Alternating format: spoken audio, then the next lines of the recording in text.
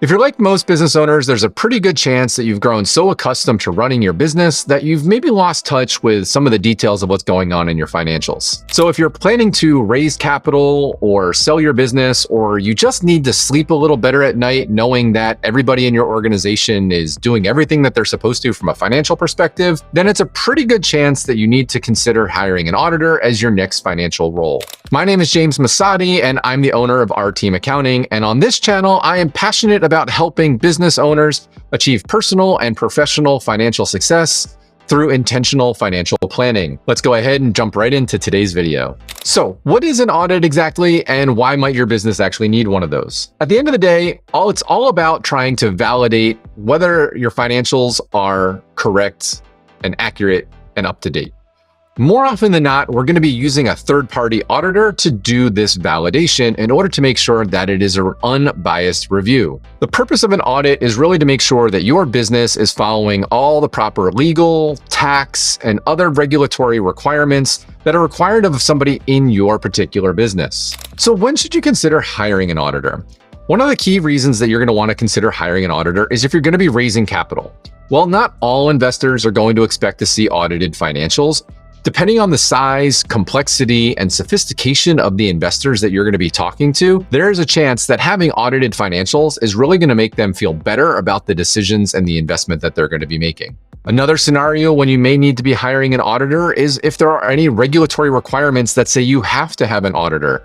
If you are a publicly traded business, if you are running a nonprofit, or if you're engaging in some government contracts, there's a pretty good chance that your business is going to need to be audited in order to make sure that the financials are being done correctly and that you are in compliance with all laws that you are required to be. The next thing that may drive you to want to hire an auditor is if your business is going through a merger, an acquisition, or a sale. In the event of a merger or a sale, there's a pretty good chance that the financial integrity of your business is going to dramatically reflect the price that somebody who is buying it or merging with you is going to be willing to pay, or how they're going to value the combined entity at the end of the day. And if you have audited financials, that's only going to make them feel better knowing that somebody has done an independent third-party audit. There's also a chance that they will do their own independent third-party audit as part of their due diligence process. In the sense of an acquisition, you may want to go forward with this if you want to understand what your financial position is and whether or not you're going to be able to qualify for a loan to go forward with your acquisition. One of the last reasons that you may want to consider hiring an auditor is due to internal complexity. Internal complexity could be because you have a lot of moving pieces that involve different people, different locations, potentially different countries, different income tariff codes. There's a lot of things that can add to complexity. And when it comes to this complexity as a business owner, you don't always know where all your money is at all times. And to be frank, there's a lot of people who have their hands in the cookie jar. So whether or not your business is exceedingly large and complex, or maybe you're just removed from so much of the day-to-day money management, you really want to use an audit as a way to keep your employees in check. And while you always want to trust, it's always nice to verify that everybody is doing what they say they're supposed to be doing, as unfortunately, white-collar crimes and embezzlement are still a thing that do happen in more companies than you'd probably like to imagine. So while that's being said, not all audits are out there trying to find somebody breaking the law or stealing from you. One of the key reasons for doing an audit is simply just to find out if there's consistency in the way that things are being done. It's not uncommon for small businesses to not have their processes and procedures documented in their core business functions. It's exceedingly rare that they would have their processes around their financial or their accounting processes also documented. So the audit can really help make sure that not only do you have a standard way of doing things, but that everybody is following that standard way of doing things with no malicious intent ever having been intended. Once you've gone through this initial review and you've maybe had your first audit done and you've identified where those areas for improvement are, having an audit be done on a regular basis to make sure that they're being kept up with is a really great way to make sure that your business is being operated in as financially optimized way as possible. If you followed our other videos, there's a good chance that you've now gone through the process of getting a tax strategy done. and making sure that your tax strategy aligns with your standard operating procedures from an accounting perspective are being handled. That's a great way to make sure that you're maximizing every dollar that you can of that tax plan that was put in place. Whether you're a privately held business or a publicly traded business or a nonprofit entity, if you have external stakeholders, there's a pretty good chance that they're going to feel a lot better about being able to give you more money and therefore raise your enterprise value if you are having your financials audited by a third party to show that you're being a good steward of their financial dollars. While perhaps not the most obvious reason that you may need to have an audit, making sure that you're compliant with all the tax codes is another reason that you may want to consider having an audit. If your business has a lot of complexity to it in terms of whether or not you're eligible for credits, or you have different stages of development that maybe make your process overly complex in terms of what should be considered as revenue versus not for taxation purposes, having an audit to make sure that you are complying with all of those things in order to withstand an IRS audit itself would be a really great way to protect yourself. Doing your company's accounting on your own can be overwhelming and time-consuming when you're trying to run your business at the same time. If you're interested in learning more information about our do-it-yourself and done-with-you group coaching programs, or if you're interested in taking your services to the next level with our fully outsourced accounting solutions, getting help with implementing Profit First, or even fractional CFO services, go ahead and scan the QR code on your screen or click the link in the description below to find out more about these programs and how we can help support you. So you've decided that going through an audit would be a great thing for your business. Where do you go about actually starting, and what does the overall process look like? First and foremost, you're going to have a conversation with the auditor that you ultimately select to understand what their process is going to be like. More than likely, that process is going to start with just outlining the types of information that they're going to ultimately need access to, the systems that they're going to need access to, and the documents that they're going to need access to.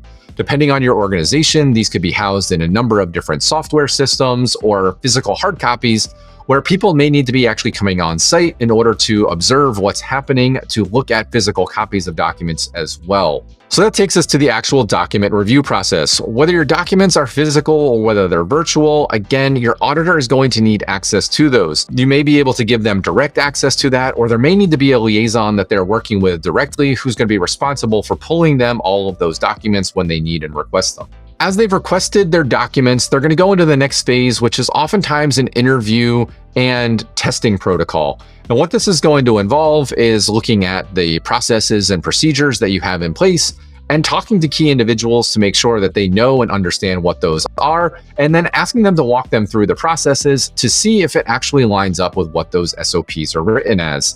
From that, they will continue to follow the paper trail in order to find out if not only what they're being told, but also matches what was done when they aren't being walked through those things. As the auditor is going through this process of testing and interviewing your team in order to make sure they're going through all the standard and proper procedures, you're going to start wrapping up the audit. And what that wrap-up audit is going to look like will probably come in the form of some sort of written evaluation.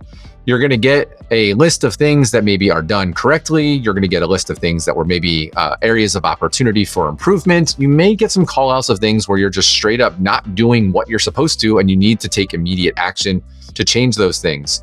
If there are corrections that need to be made, they will likely outline those for you. And if there are journal entry adjustments that are needed, a lot of times they will provide those as well in order to make sure that everything balances and reconciles as it should. So you're probably thinking to yourself that this sounds like a long and complex process that's going to involve a lot of time and a lot of resources. And you're not wrong.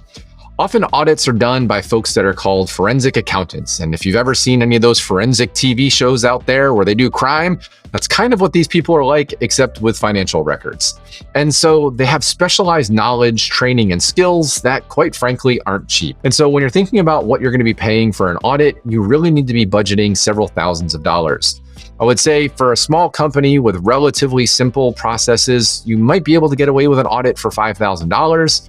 And if you're a larger, more complex business, but would still generally fall into the small business spectrum, you could be looking north of $20,000 to $25,000. If you were to look at what publicly traded companies pay in order to have their third-party audits done, it numbers into the 6 and 7 figures. So audits are not something to be taken lightly. They are time-intensive and very consuming. Another thing that may trigger the cost of the audit is whether or not it's going to be a one-time or a reoccurring engagement. As mentioned, there are certain situations where audits are regularly going to be required, and the subsequent audits can oftentimes take less time because an organization is already familiar with your protocols and they don't have to go as far back because they only have to do the current year because they've already done an audit of prior years previously. Other elements that may chime into what the cost of the audit is going to be is whether or not your business has any specific regulatory requirements that need to be administered to. These governmental regulations can often add certain levels of complexity with regards to specific reports or things that need to be tested, or even the frequency with which they need to happen. As mentioned, there's a lot of organizations that need to have audits done annually, whereas if you're a fully private organization, you may only need to have your audit done as often as your bylaws, your investors, your board of directors mandate that you have it done.